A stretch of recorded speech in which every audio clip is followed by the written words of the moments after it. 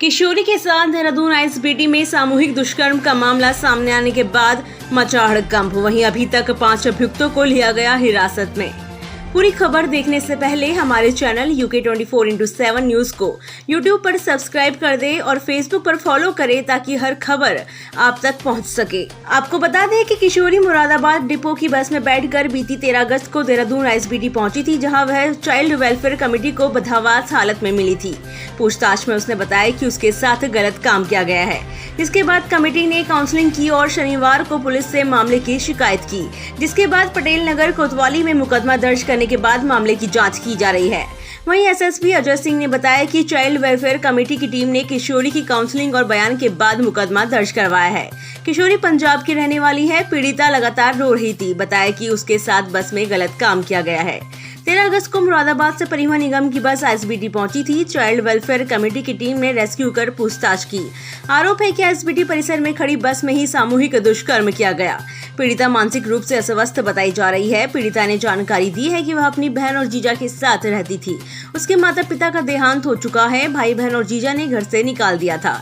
वहीं police team द्वारा घटनास्थल पर लगे सीसीटीवी कैमरों का अवलोकन करते हुए घटना में प्रयुक्त बस के संबंध में जानकारी करते हुए उसे कब्जे में लिया गया और घटना में शामिल सभी 5 संदिग्धों को पूछताछ हेतु हिरासत में लिया गया है।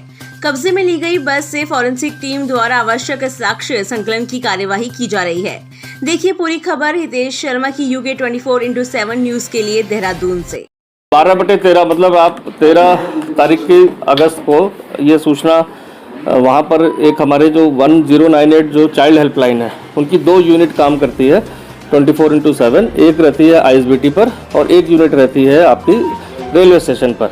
तो इन यूनिट का काम ये होता है कि अगर कहीं कोई बच्चा ऐसे मिलता है उनको, काफ़ी सारे बच्चों को इस तरह जब मिल जाते हैं, कभी कोई घर से नाराज़ होकर चला जाता है, कभी कोई अपना एड्रेस नहीं बता पाता, तो इनका काम होता है कि उससे जानकारी करके और फिर उसको चाइल्ड वेलफेयर कमेटी को सामने उनको प्रस्तुत करना, और अगर उसका घर बार पता चल जाता है तो उसको इन्फॉर्म करके नियमानुसार उसको हैंड ओवर करते हैं।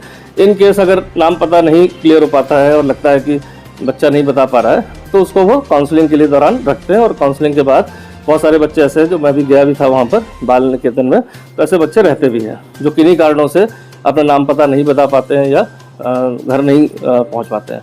तो इसी तरह की परिस्थिति में रात्रि करीब 1:30-2 के बीच में वहाँ पर जो गार्ड एक आईएसबीटी पर है, उसने एक बालिका को देखा कि वो एक उसकी दुकान पर जो मैगी की वहाँ बन रही थी दुकान पर बैठी हुई थी, और इसके बाद देखा कि वहाँ एक व्यक्ति साथ में बगल में खड़ा था, उससे कुछ बातें कर रहा था। तो उसको संदिग्ध लगते हुए कि रात्रि में इस तरह बच्ची एक वहाँ पर बैठी हुई है, तो उसने वहाँ पर जो 1098 की यूनिट रहती है उसमें एक व्यक्ति रहता है, उनको इन्फॉर्म किया।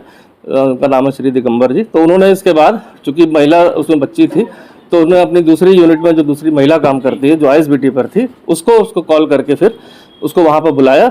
और बुलाने के बाद जो बच्ची से प्राथमिक जानकारी करी तो वो अपना नाम पता बहुत ज़्यादा नहीं बता पा रही थी। ये बताया जो प्राथमिक जांच में उन्होंने लिखा है रिपोर्ट में, उसमें लिखा था कि पटियाला से मैं आई हूँ और मेरे माँ बाप नहीं है। तो ये रिपोर्ट में उन्होंने जो प्राइमरी रिपोर्ट होती है उन्होंने उसको अंकित किया, और इसके बाद जो नियम होता है उनका कि थाने पर बताकर कि बच्चा मिला है और इसको हम चाइल्ड वेलफेयर के सामने प्रस्तुत करेंगे, अपना नाम पता घर का नहीं बता पा रही ठीक से और कुछ मानसिक रूप से परेशान लग रही है, तो इसको हम वहाँ पर काउंसलिंग करके और आपको सूचित करेंगे, जो एकदम एसओपी के अनुसार था। इसके उपरांत जब वो उसको वहाँ पर 3:30 बजे के बाद ये सारी प्रक्रिया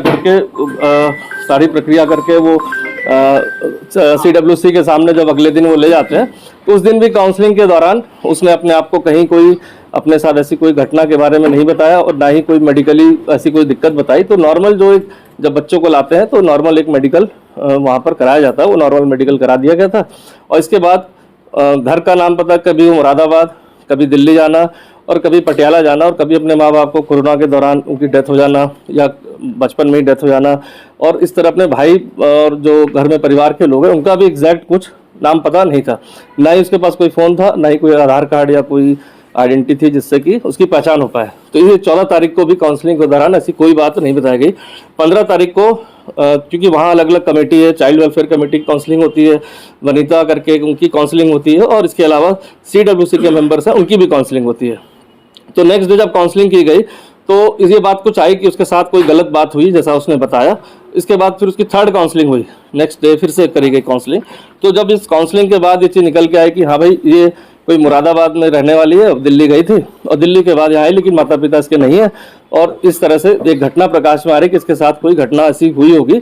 और तो इस पर उनके द्वारा एक तहरीर जो है कल साय को जो हमें प्राप्त हुई थी, इसके बाद हमने तत्काल जैसी चीज़ प्राप्त हुई, एक टीम का गठन महिला अधिकारी और सभी के साथ हमने बना दिया था इसमें कि वो जाए मौके पर।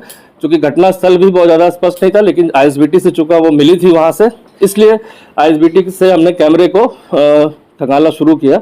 तो बहुत सारी हमें फुटेज मिली, जिस फुटेज में बालिका आराम से वहाँ जगह बैठी भी मिली। इसके बाद एक व्यक्ति वहाँ पर घूमता दिखाई दिया बगल में, और इसके बाद गार्ड ने जो सूचना दी तो वो कॉरपोरेट हो गई थी हमारी पूरी घटनाक्रम की। इसी तरह से घटनाक्रम हुआ है। तब जब वो सस्पेक्ट को जब हमारी महिला इंस्पेक्टर द्वारा विस्तार से लड़की से पूछा गया तो उसके द्वारा ऐसा बताया गया कि 5 लोग के साथ ने अलग अलग समय में उसके साथ गलत वो काम किया है। इसके आधार पर भी जो आदमी सस्पेक्ट वहाँ घूम रहा था, उस फुटेज को लेकर वहाँ के जितने भी हमारे ड्राइवर या काम करने वाले लोग हैं, कर्मचारीगण ISBT के आसपास रहते हैं दुकान पर, उन सबसे हमने वेरिफिकेशन कराया कि कोई इसको पहचानता होगा। तब उसकी शिनाख्त हुई कि वो भगवानपुर एक ड्राइवर है, जो एक बस का नंबर दिया कि इस बस का ड्राइवर है और ये भगवानपुर में मूल रूप से रहने वाला है और आज अवकाश पर है, उसकी ड्यूटी ऑफ है और वो अपने घर गया होगा। इसके आधार पर पुलिस टीम हमारी उस जो सस्पेक्ट था उसकी तलाश में निकल गई। साथ ही साथ यहाँ मुकदमा दर्ज करके मेडिकल की जो प्राथमिक कार्रवाई होती है उसको प्रारंभ कर दी गई रात्रि में।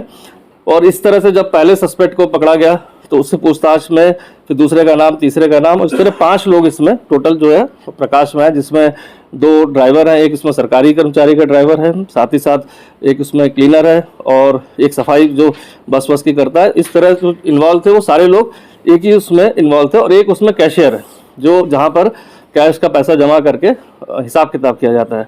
तो समस्त घटनाक्रम में अभी तक जो जानकारी मिली कि दिल्ली और इसके बीच में बस चलती है, दिल्ली और देहरादून के बीच में, और कश्मीरी गेट पर ये लड़की वहाँ पर घूमते हुए मिली थी, जिससे ड्राइवर की कुछ बात हुई और इसके बाद उनके साथ उस बस में बैठ के यहाँ पर आ गई थी और इसके बाद इसके साथ एक घटनाक्रम हुआ। तो अभी तक जितनी चीज़ें आई हैं, अभी तक जितने कम समय में जो जितना प्रयास हो सकता था, 5 लोग जो आइडेंटिफाइड कर लिए गए, एक पूछताछ के बाद 5 को हिरासत में ले लिया गया। बाकी जो फील्ड यूनिट हमारी जो FSL की टीम है उसको भी रात्रि में बुलाकर हमने बस के जो भी अगर कोई सैंपल वगैरह FSL से होते वो कलेक्ट करा लिए गए। एक बस का और प्रकाश में आया तो कोई वॉल्वो बगल में खड़ी थी जो ऋषिकेश से दिल्ली चलती है एक दिन, उस बस को भी हम फोरेंसिक उसके लिए ले आए, जिससे कि कहीं कोई एविडेंस अगर होता है तो वो हम उसको कलेक्ट कर लें। अपने खुद एक टीम भी ले गया उसके साथ, इसलिए कि थोड़ा सा और जानकारी बच्चे से कर ली जाए। 2-2.5 घंटे में पूछने के बाद उसका एक गांव बता रही थी अपना नाम, कि एक गांव के पास का नाम बताया। उस थाने पे भी हमने संपर्क किया, कोई गुमशुदगी वहाँ है कि नहीं है, तो वहाँ इस तरह कोई गुमशुदगी नहीं थी। लेकिन एक जगह उसने एक मार्केट का नाम बातचीत में बता दिया, और मार्केट जिस जगह पड़ती थी अभी मैं डिटेल आपको शेयर कर दूँगा। तो वहाँ से पता करने के बाद वहाँ के जब प्रधान से बात की गई, चूँकि गाँव के लोग ज़्यादा जानते हैं, तो प्रधान द्वारा बताया गया फ़ोटो देखकर कि लड़की को वो जानते हैं, उसके परिवार के बारे में जानते हैं, उनके माता पिता जिंदा हैं और यहीं पर हैं। और प्रधान द्वारा बताया गया कि वो निरंतर बीच बीच में लड़की चली जाती है और 7 बार करीब उसका कहना है कि मैं खुद अलग अलग जगह से उसको लेके आया हूँ। और उनके पिताजी से भी बात हो गई, वो लोग अभी वहाँ से चल दिए और यहाँ मेरे ख्याल से देर शाम तक पहुँच जाएंगे। को गिरफ्तार किया, उन्होंने क्या बताया? इसमें मैं एक चीज और ऐड करना चाहूँगा, मेडिकल उनका हुआ है, क्या वो शराब का सेवन उन्होंने किया हुआ था या नॉर्मल में? देखिए, ये घटना मैंने बताया ना, घटना 13 तारीख की है और आज हो गई 18 तारीख। तो किसी ने शराब अगर पी भी होगी 13 तारीख को, तो नॉर्मली सी बात है कि वो इस अभी किसी टेस्ट में नहीं आ सकता। लेकिन फिर भी हम सारे मेडिकल कराते हैं अक्यूज्ड के, तो इस एंगल का भी मेडिकल हम जरूर कराएंगे। ड्राइवर कहाँ के, यूपी के हैं कि? ये सभी लोग यहीं के रहने वाले हैं। इसमें 2 तो ये माजरा पटेल नगर में रहते हैं, बाकी एक का घर बुग्गावाला साइड में है और भगवानपुर के बीच में गांव है। तो ऑलमोस्ट ये भगवानपुर, बुग्गावाला, माजरा और यहीं के रहने वाले लोग हैं। ड्राइवर बस के ही है सर जी? हाँ, 2 इसमें बताए, इसमें बस के ड्राइवर है और इसमें कंडक्टर है और उसमें एक क्लीनर है और इसके अलावा एक कैशियर है। नेचुरली अब हिरासत में ले लिया, उनसे पूछताछ करके अब फॉर्मल जो गिरफ्तारी हमारा प्रोसेस है वो कर दिया। मेडिकल रिपोर्ट में क्या रहा है अब तक जो मेडिकल? देखिए, अभी इसको जो मेडिकल रिपोर्ट जो रात को हमने जो पहले इन्होंने जो नॉर्मल मेडिकल कराया था, चूंकि लड़की द्वारा कहीं कोई बात ऐसी नहीं बताई गई थी, तो जो CWC में जब जाते हैं, बाल निकेतन में जाते हैं, तो नॉर्मल मेडिकल होता है। अगर कोई बात बताता है उसके साथ कोई ऐसी गलत चीज हुई है तो उसके हिसाब से मेडिकल इंटरनल एग्जामिनेशन होता है। तो नॉर्मल मेडिकल हुआ था, वो नॉर्मल था। अभी भी जो रात को मेडिकल कराया उसकी रिपोर्ट अभी नहीं आई, लेकिन ऑलमोस्ट ऐसी कोई बात नहीं बताई गई डॉक्टर द्वारा, चूंकि वो नॉर्मली बताया गया। लेकिन जब तक रिपोर्ट आ जाती तो उसके बाद ही हम उस पर कुछ आगे बता पाएंगे। क्या आप देहरादून एयरपोर्ट से आरामदायक और विश्वसनीय टैक्सी की तलाश में हैं? ट्रू वे टैक्सी सर्विस आपके लिए लाया है बेहतरीन सेवाओं के साथ किफ़ायती रेट्स में टैक्सी सर्विसेज। आप हमारी टैक्सी देहरादून एयरपोर्ट से मसूरी, हरिद्वार, ऋषिकेश व अन्य जगहों के लिए बुक कर सकते हैं। हम आपको देते हैं 24 hours GPS tracking system for safety, प्रमाणित और विश्वसनीय ड्राइवर व पारदर्शी और उचित कीमतें। तो आज ही बुक कीजिए ट्रू वे टैक्सी सर्विस। अधिक जानकारी के लिए संपर्क करें।